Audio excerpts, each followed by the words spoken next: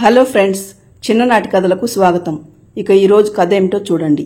ఒక అడవిలో ఒక పొగరుబోతు దుప్పుండేది. అది తన బలమైన కొమ్ములను చూసుకుని మిడిసిపడుతూ ఉండేది. అడవిలోని జంతువులన్నింటిలో తనే బలవంతురాలనని అనుకుంటూ ఉండేది. అలా అది చిన్న చిన్న జంతువులను తన కొమ్ములతో పొడుస్తూ తొక్కుకుంటూ వెళుతూ జంతువులను ఇబ్బంది పెడుతూ ఉండేది. దాని ఆగడాలను తట్టుకోలేక జంతువులన్నీ కలిసి ఒకరోజు అడవికి పెద్దగా ఉన్న ఏనుగు దగ్గరికి వచ్చి, గజేంద్ర, మేము ఆ దుప్పి ఆగడాలను భరించలేకపోతున్నాము. నువ్వే మమ్మల్ని దాని బారి నుండి కాపాడాలి. ఏనుగు ఎలాగైనా దుప్పికి బుద్ధి చెప్పాలని అనుకుంటుంది. మరుసటి రోజు అది కొన్ని జంతువులను వెంటబెట్టుకుని దుప్పి దగ్గరకు వచ్చి, చూడు దుప్పి, రోజు రోజుకు నీ ఆగడాలు మితిమీరిపోతున్నాయి. నీకన్నా చిన్న జంతువులను నువ్విలా హింసించడం ఏమీ బాగాలేదు. నేను నీకంటే బలంగా ఉంటాను, అయినా నేను నీలాగా చేస్తున్నానా చెప్పు? ఇప్పటికైనా నీ బుద్ధి మార్చుకుని అందరితో స్నేహంగా ఉండటం అలవాటు చేసుకో. నువ్వు నాకంటే ఆకారంలో పెద్దగా ఉండొచ్చు కాని గజేంద్ర, నువ్వు నాలాగా పరిగెత్తగలవా? నీకు నాలాగా అందమైన కొమ్ములున్నాయా? ఏదేమైనా నీకంటే నేనే గొప్ప. నీ కొమ్ములతో చేయలేని పనులు చాలా ఉంటాయి దుప్పి, అది గుర్తుపెట్టుకో. నా కొమ్ములతో చేయలేని పనులంటూ ఏమీ లేవు. అయితే మనిద్దరం ఒక పందెం వేసుకుందాం దుప్పి.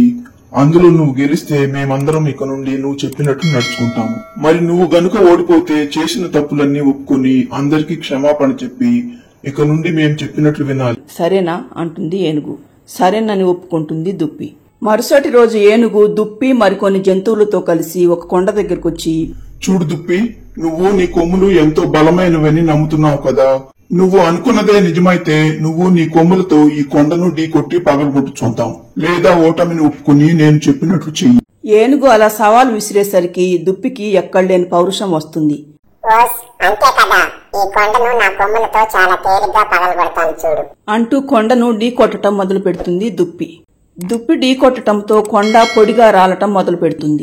దాంతో దుప్పి మళ్లీ ఢీకొట్టడంతో కొంతసేపటికి దుప్పి కొమ్ములు రెండు విరిగిపోతాయి.